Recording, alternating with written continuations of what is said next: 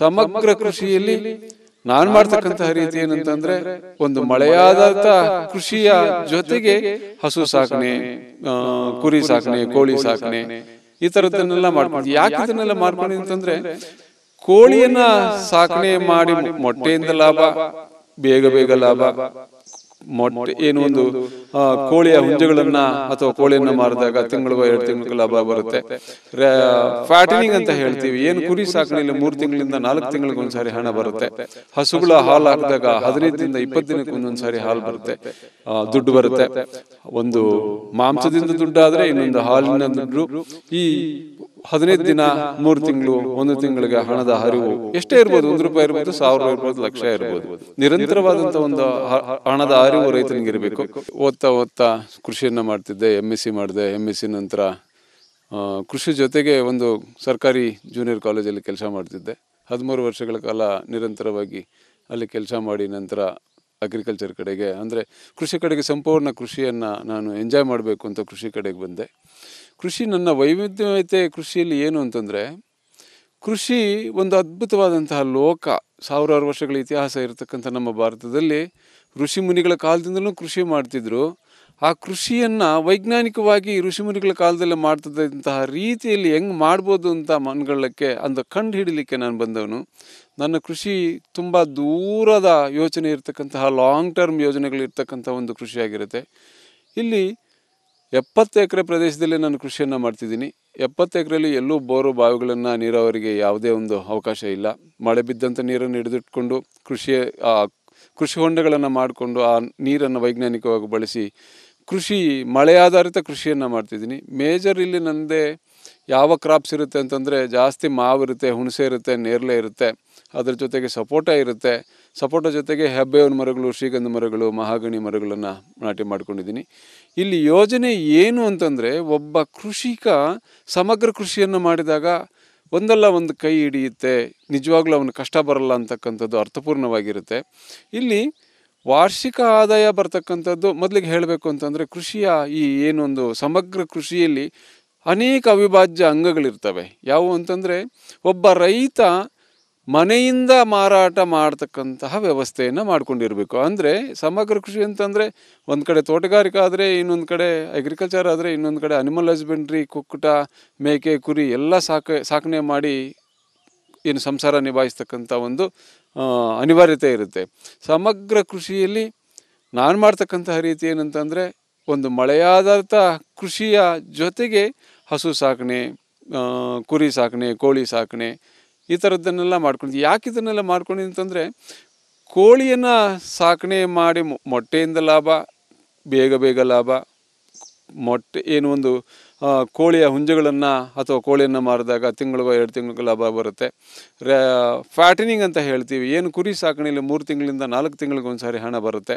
ಹಸುಗಳ ಹಾಲು ಹಾಕಿದಾಗ 15ದಿಂದ 20 ದಿನಕ್ಕೆ ಒಂದೊಂದು ಸಾರಿ ಹಾಲು ಬರುತ್ತೆ, ದುಡ್ಡು ಬರುತ್ತೆ. ಒಂದು ಮಾಂಸದಿಂದ ದುಡ್ಡಾದರೆ ಇನ್ನೊಂದು ಹಾಲಿನ ದುಡ್ಡು. ಈ 15 ದಿನ, 3 ತಿಂಗಳು, 1 ತಿಂಗಳಿಗೆ ಹಣದ ಹರಿವು ಎಷ್ಟೇ ಇರ್ಬೋದು, 1 ರೂಪಾಯಿ ಇರ್ಬೋದು, 1000 ಇರ್ಬೋದು, ಲಕ್ಷ ಇರ್ಬೋದು. ನಿರಂತರವಾದಂಥ ಒಂದು ಹಣದ ಅರಿವು ರೈತನಿಗಿರಬೇಕು. ಈ ರೀತಿಯಾಗಿ ಇವುಗಳ ಜೊತೆಗೆ ವಾರ್ಷಿಕವಾಗಿ ವರ್ಷಕ್ಕೊಂದ್ಸಾರಿ ಮಾವನ್ನು ಮಾರಾಟ ಮಾಡ್ತೀವಿ, ನೇರಳೆಯನ್ನು ಮಾರಾಟ ಮಾಡ್ತೀವಿ, ಹುಣಸೆಯನ್ನು ಮಾರಾಟ ಮಾಡ್ತೀವಿ. ಇದು ನಿರಂತರ ಪ್ರಕ್ರಿಯೆ. ಇದು ಇವುಗಳ ಜೊತೆಗೆ ನನಗೆ ವಯಸ್ಸಾದಾಗ ಹೆಚ್ಚಿನ ಹಣವನ್ನು ನಾನು ಪಡೆದು ರಿಟೈರ್ಮೆಂಟ್ ಏಜಲ್ಲಿ ಜಾಸ್ತಿ ಹಣ ಪಡೆದು ಆಗಿರಬೇಕು ಅಂತ ಯೋಚನೆ ಮಾಡಿದಾಗ ಅದಕ್ಕಾಗಿ ಹೆಬ್ಬೇವು ಮರಗಳನ್ನು, 1000 ಹೆಬ್ಬೇವು ಮರಗಳನ್ನು ನಾಟಿ ಮಾಡ್ಕೊಂಡಿದ್ದೀನಿ. ಈಗ ಈ ಒಂದು ಸಮಗ್ರ ಕೃಷಿಯ ಒಂದು ಇತಿಹಾಸ ಇದಾದರೆ, ಇದನ್ನೆಲ್ಲ ಮುನ್ನಡೆಸಬೇಕು ಅಂತಂದರೆ ಹೆಂಗೆ, ನೀರಿನ ಪೂರೈಕೆ ಏನು, ಅದಕ್ಕೆ ಬೇಕಾಗಿರ್ತಕ್ಕಂಥ ಇನ್ಪುಟ್ಸ್ ಏನು, ಅದಕ್ಕೆ ಪೆಸ್ಟ್ ಆ್ಯಂಡ್ ಡಿಸೀಸ್ ಮ್ಯಾನೇಜ್ಮೆಂಟ್ ಏನು, ಇದನ್ನೆಲ್ಲ ಯೋಚನೆ ಮಾಡಿದಾಗ ಯಾವ ಕೃಷಿಕ ತನ್ನ ಹೊಲದಲ್ಲಿ ತಾನು ಕೆಲಸ ಮಾಡ್ತಾನೆ, ಹೊರಗಡೆಯಿಂದ ಇನ್ಪುಟ್ಸ್ ಏನು ಪರಿಕರಗಳನ್ನು ತರೋದಿಲ್ಲ, ಆಗ ಮಾತ್ರ ಅವನು ಉದ್ಧಾರ ಆಗೋಕ್ಕೆ ಸಾಧ್ಯ ಆಗುತ್ತೆ. ತನ್ನ ಹೊಲದಲ್ಲಿ ತಾನು ಕೆಲಸ ಮಾಡಬೇಕು. ತನ್ನ ಗಿಡಗಳಿಗೆ ಬೇಕಾಗಿರ್ತಕ್ಕಂಥ ನೀರನ್ನು ಮತ್ತು ಆಹಾರವನ್ನು ಅವನೇ ಮನೆಯಲ್ಲಿ ಶೇಖರಣೆ ಮಾಡಿಕೊಂಡು ಅದನ್ನು ವ್ಯಾಲ್ಯೂಯೇಷನ್ ಮಾಡಿ ಗಿಡಕ್ಕೆ ಕೊಟ್ಟರೆ ನಿಜವಾಗ್ಲೂ ಅದ್ಭುತವಾದಂಥ ಬೆಳೆಯನ್ನು ಬರುತ್ತೆ. ಇದಕ್ಕಾಗಿ ನಮ್ಮಲ್ಲಿರ್ತಕ್ಕಂಥ ಕುರಿ, ಕೋಳಿ, ಹಸುಗಳ ಸಗಣಿಯನ್ನು ವ್ಯಾಲ್ಯೂಯೇಷನ್ ಮಾಡಿ ಅಭಿವರ್ಧಿತ ಗೊಬ್ಬರವನ್ನಾಗಿ ಪರಿವರ್ತನೆ ಮಾಡಿ ನಾವು ಕೊಡ್ತೀವಿ. ಅಲ್ಲಿ ಕೀಟ ಮತ್ತು ರೋಗ ನಿರ್ವಹಣೆಗಾಗಿ ನೀಮ್ ಆಯಿಲನ್ನು ಸ್ಪ್ರೇ ಮಾಡ್ತೀವಿ, ವೇಸ್ಟ್ ಡಿಕಂಪೋಸರ್ ಸ್ಪ್ರೇ ಮಾಡ್ತೀವಿ, ಲ್ಯಾಕ್ಟಿಕ್ ಆ್ಯಸಿಡ್ ಬ್ಯಾಕ್ಟೀರಿಯಾ ಯೂಸ್ ಮಾಡ್ತೀವಿ. ಭೂಮಿಯ ಫಲವತ್ತತೆಯನ್ನು ಜಾಸ್ತಿ ಮಾಡಲಿಕ್ಕೆ ವೈಜ್ಞಾನಿಕವಾಗಿ ಬಯೋಚಾರನ್ನು ಯೂಸ್ ಮಾಡ್ತೀವಿ. ಬಯೋಚಾರ್ ಜೊತೆ ವೇಸ್ಟ್ ಡಿಕಾಂಪೋಸರ್ ಮತ್ತು ಲ್ಯಾಕ್ಟಿಕ್ ಆ್ಯಸಿಡ್ ಬ್ಯಾಕ್ಟೀರಿಯಾ ನೆನೆಸಿ ಭೂಮಿಗೆ ಕೊಟ್ಟಾಗ ಬ್ಯಾಕ್ಟೀರಿಯಲ್ ಆ್ಯಕ್ಟಿವಿಟಿ ಜಾಸ್ತಿ ಆಗುತ್ತೆ, ಮೈಕೋರೈಜೆ ಜಾಸ್ತಿ ಆಗುತ್ತೆ ಮತ್ತು ಕೊಡು ತಗೋ ಪರಿಸ್ಥಿತಿ ಜಾಸ್ತಿ ಆಗುತ್ತೆ. ಅಂದರೆ ಭೂಮಿಯಲ್ಲಿರ್ತಕ್ಕಂತಹ ಮೈಕ್ರೋಬ್ಸ್ ಏನಿರುತ್ತೆ, ಮೈಕ್ರೋ ಆರ್ಗ್ಯಾನಿಸಮ್ಸ್, ಅದು ಗಿಡಕ್ಕೆ ಕೊಡುತ್ತೆ, ಗಿಡದಿಂದ ಬೇಕಾಗಿರ್ತಕ್ಕಂತಹ ತನಗೆ ಬೇಕಾಗಿರ್ತಕ್ಕಂಥ ಆಹಾರವನ್ನು ಅದು ತಗೊಳುತ್ತೆ. ಈ ರೀತಿಯಾಗಿ ಭೂಮಿಯ ಒಂದು ಸಮೃದ್ಧತೆ ಜಾಸ್ತಿ ಆಗ್ತಾ ಹೋಗುತ್ತೆ. ಪೆಸ್ಟ್ ಆ್ಯಂಡ್ ಡಿಸೀಸ್ ಮ್ಯಾನೇಜ್ಮೆಂಟಿಗೆ ಬಂದಾಗ ಸ್ವಲ್ಪ ಎಲ್ಲರೂ ಹಿಡ್ಕೊಳ್ಳೋದೇ ಅಲ್ಲಿ, ಅಂದರೆ ರೋಗ ಕೀಟಗಳ ನಿರ್ವಹಣೆ ಯಾಗಪ್ಪ ಅಂತ. ಸೊ ಇಲ್ಲಿ ಮಳೆಯಾಶ್ರಿತ ಗಿಡಗಳಾಗಿರ್ತಕ್ಕಂಥ ಮಾವು ಮತ್ತು ಹುಣಸೆಗೆ ರೋಗ ತುಂಬ ಕಮ್ಮಿ ಇರುತ್ತೆ. ಬೇರೆ ಹಾರ್ಟಿಕಲ್ಚರ್ ಕ್ರಾಪ್ಸಿಗೆ ಬಂದಾಗ ಜಾಸ್ತಿನೇ ಇರುತ್ತೆ. ನಮ್ಮಲ್ಲಿ ಹಲಸು, ಸೀಬೆ, ತೊಗರಿ, ಅವರೆ ಎಲ್ಲನ ಬೆಳಿತೀವಿ. ಈ ಗಿಡಗಳಿಗೆ ಸ್ವಲ್ಪ ರೋಗ ಬರುತ್ತೆ. ತೊಗರಿಗೂ ಎಕ್ಸಾಂಪಲ್, ವಾತಾವರಣ ತಣ್ಣಗಾದಾಗ, ಜಡಿ ಮಳೆ ಬಂದಾಗ ತುಂಬ ರೋಗ ಬರುತ್ತೆ. ಅದಕ್ಕೆ ನೀಮ್ ಆಯಿಲನ್ನು ಸ್ಪ್ರೇ ಮಾಡ್ತೀವಿ, ಟ್ರ್ಯಾಪ್ಸ್ ಕಟ್ತೀವಿ. ಅದ್ರ ಜೊತೆಗೆ ಲ್ಯಾಕ್ಟಿಕ್ ಆ್ಯಸಿಡ್ ಬ್ಯಾಕ್ಟೀರಿಯಾ ಕಟ್ಟಿದಾಗ ಮತ್ತು ಸ್ಪ್ರೇ ಮಾಡಿದಾಗ, ಅದ್ರ ಜೊತೆಗೆ ವೇಸ್ಟ್ ಡಿಕಾಂಪೋಸರ್ನ ಸ್ಪ್ರೇ ಮಾಡಿದಾಗ ಅದ್ಭುತವಾದಂಥ ಕೀಟ ನಿರ್ವಹಣೆ ಕೂಡ ಆಗುತ್ತೆ, ರೋಗ ನಿರ್ವಹಣೆ ಕೂಡ ಆಗುತ್ತೆ. ಇದೆಲ್ಲರ ಜೊತೆಗೆ ನಾವು ಬೆಳೆದಂಥದ್ದನ್ನು ನಾವೇ ಮಾರುಕಟ್ಟೆಯಲ್ಲಿ ನಿಂತು ನೇರ ಗ್ರಾಹಕನಿಗೆ ತಲುಪಿಸಿದಾಗ ನಮಗೆ ಅದ್ಭುತವಾದಂತಹ ಲಾಭ ಬರುತ್ತೆ, ಬದುಕನ್ನು ಕಟ್ಕೋಬೋದು. ಈ ರೈನ್ ಡಿಪೆಂಡೆಂಟ್ ಅಂದರೆ ಮಳೆಯಾಶ್ರಯ ಪ್ರದೇಶದಲ್ಲಿ ನಾವು ಕಡಿಮೆ ಖರ್ಚು ಮಾಡ್ತೀವಿ. ಯಾಕಂತಂದರೆ ಲೇಬರ್ನ ತಗೊಳ್ಳೋದಿಲ್ಲ. ಲೇಬರ್ನ ಬದಲಾಗಿ ಸ್ವಲ್ಪ ಮೆಕ್ಯಾನಿಕಲ್ ಅಂದರೆ ಮಿಷಿನರೀಸನ್ನು ಯೂಸ್ ಮಾಡ್ತೀವಿ. ಟ್ರ್ಯಾಕ್ಟ್ರು, ಟಿಲ್ಲರು, ಕಳೆ ಕೊಚ್ಚೋ ಯಂತ್ರ, ಆ ಥರದ್ದನ್ನು ನಾವೇ ಉಪಯೋಗಿಸಿ ನಾವೇ ವ್ಯವಸಾಯ ಮಾಡ್ತೀವಿ. ಲೇಬರ್ ಉಳಿಯುತ್ತೆ.